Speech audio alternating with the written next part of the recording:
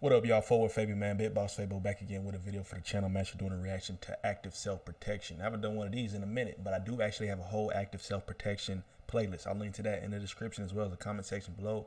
Be sure to watch all those videos. We're reacting to 73-year-old shop owner stops 5 armed robbers cold. What am, my boy? Let's see what we got to say, man. Jean Correa. My dog. This is my guy right here. Against younger, stronger, bigger attackers.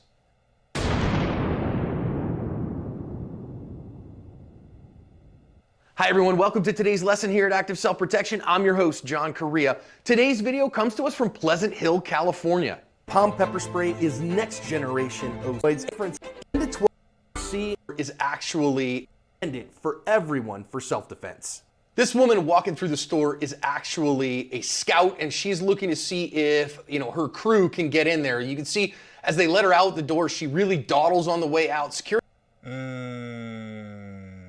Security already could tell.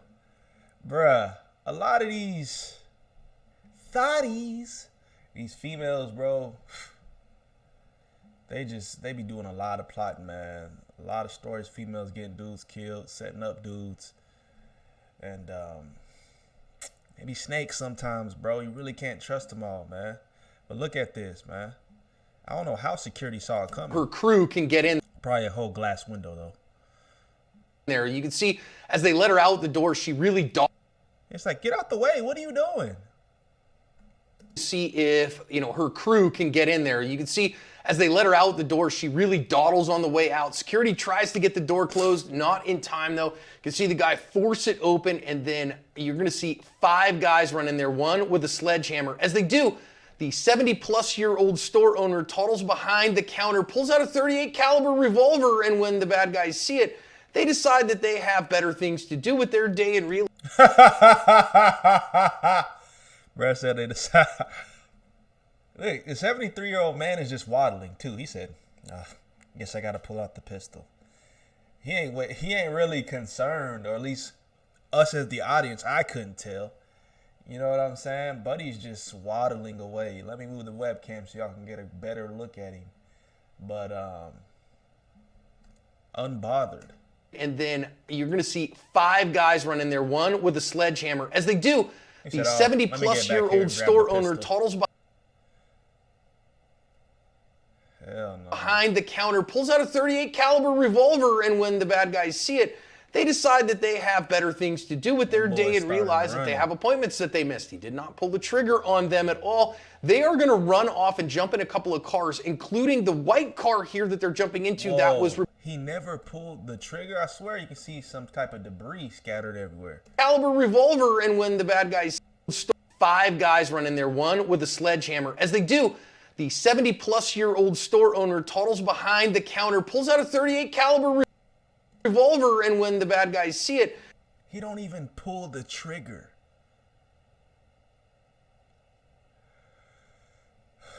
Wow, these guys was not built for this job. Because a lot of times they call it pump faking. You know what I mean? I mean, it's a basketball term to where you act like you're going to shoot the shot, but you don't shoot it. You act like you're going to shoot the shot to what? Get the defender to jump, or pretty much react to you shooting so that you can dribble past them, go around them, and actually score the ball. So the owner pump faked. He just pulled the gun out like he was going to do something. These guys reacted. And a lot of criminals, though, they're very privy with people just acting like the gun is loaded, acting like they'll pull the trigger. So they don't get scared when you just pull the gun. So that's why I'm assuming these guys is rookies.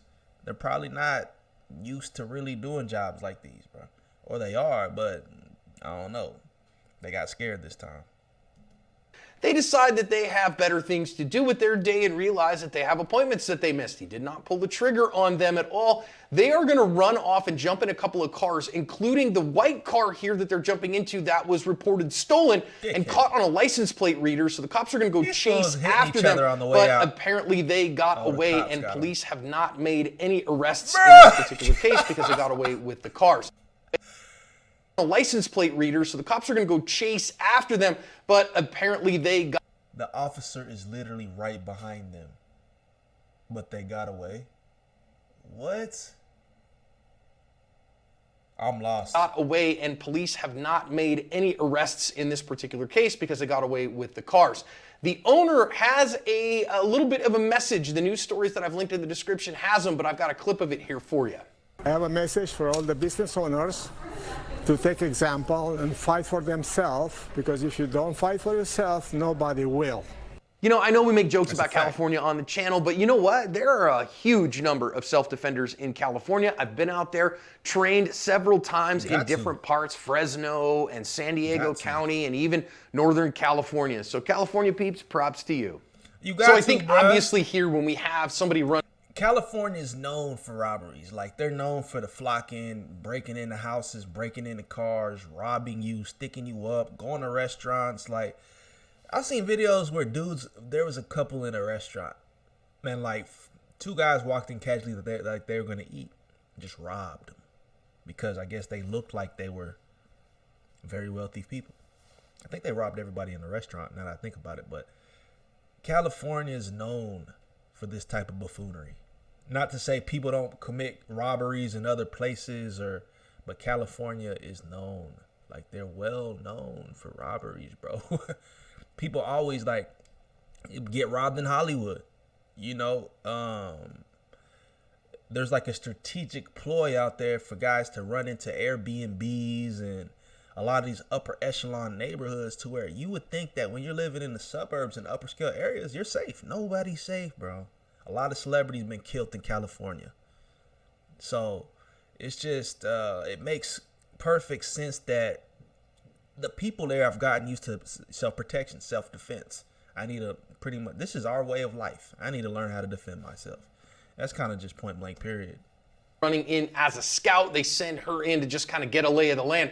And more than that, to get the door open so that they can get in. Okay, your security measures are great, but you got to recognize that not every bad guy is dumb as a box of rocks. So they are going to try measures to defeat your built-in deterrence. So if you can deter an attack, so much the better. Now, if you can do that, great, but bad guys might beat the deterrence methods that you have out. So then what we have is we have denial methods. We got that idea of deter, deny, and then defend. Well, guess what? Their denial method is to get the door locked and only let people in and out as they are identified. That's all great until, again, they've got some idea that, hey, I can defeat that. Well, what are you going to do when your deterrence doesn't work, when your denial methodology doesn't work? You better be ready to defend. Now, of course, you'd rather it come here, but he's only going to have about a second in order to get this door closed before the other guy, first guy gets there and is able to jerk it open. So I think the only way this is going to work really well is if you have those really strong magnets like they use in hospitals and stuff like that, that can close that door and instantly lock it, because when you have to manually lock it, it's just not going to be in time. I don't think either of those methods that they had are wrong, but just recognize they are not 100%. Now, I do want to stop here and recognize we got 5 robbers here, at least one of which is armed with a sledgehammer. Now, we might make the argument that the chances are good what he's going to use that for is to try to break glass cabinets. But what we have here in this robbery is we have 5 attackers armed with sledgehammers. That is an armed robbery by multiple attackers. By any definition, that is an armed, aggravated robbery. Does that justify the use of deadly force to stop? The answer to that is yes. This is, again, an armed, aggravated robbery, and therefore absolutely the store owner's justification. Now, I want to recognize here, notice that he's pocket carrying a gun. A pocket carry is a popular method of carry. Many people do it, and they will carry a very small J-frame revolver. It did the job in this case. Kudos to him for having it. It was enough gun. But let me ask you the question. If you knew you were going to get in a gunfight today with 5 guys, at least one of whom is armed significantly, and you don't know on the others, would a 5-shot J-frame be the one you wanted to go into a fight with? No. However, the first rule of gunfighting is have a gun, and he did, and it prevailed. So this is one of those cases where capacity didn't matter. The mere presence of having a gun, no matter what it was enough. So he goes and gets the gun out. Now, I am going to say here as we kind of look at this, let's think about a couple things. Number one, look at what the presence of the firearm did. It absolutely equalized the score here. 5 guys, younger, stronger, bigger, faster, against 1 guy in his 70s, frailer, but he has a firearm. However, let's think about the technique going on here. You notice that he's got the gun covered over with his non-dominant hand and kind of his one hand on the gun. This is not great technique. So I would say I just commend this owner for his courage. I commend him for his, his forthrightness. I would say, please, let's get some training here so that we do a little bit better. He didn't have to pull the trigger, though. And this is one of those cases where I know a lot of times people are going to say, well, but John, you know, we never pull a gun unless we're ready to use it. Yes, that's true. I've even heard people say you never pull a gun unless you are going to use it. That's not necessarily the case, because right here he had a second. And so therefore, could he use deadly force? Yes. Should he use deadly force? Maybe. Must he? Well, he had some space and he had the counter between him, so he felt he had a moment in order to try to take these guys at gunpoint and deter him, and it worked. Okay, fine.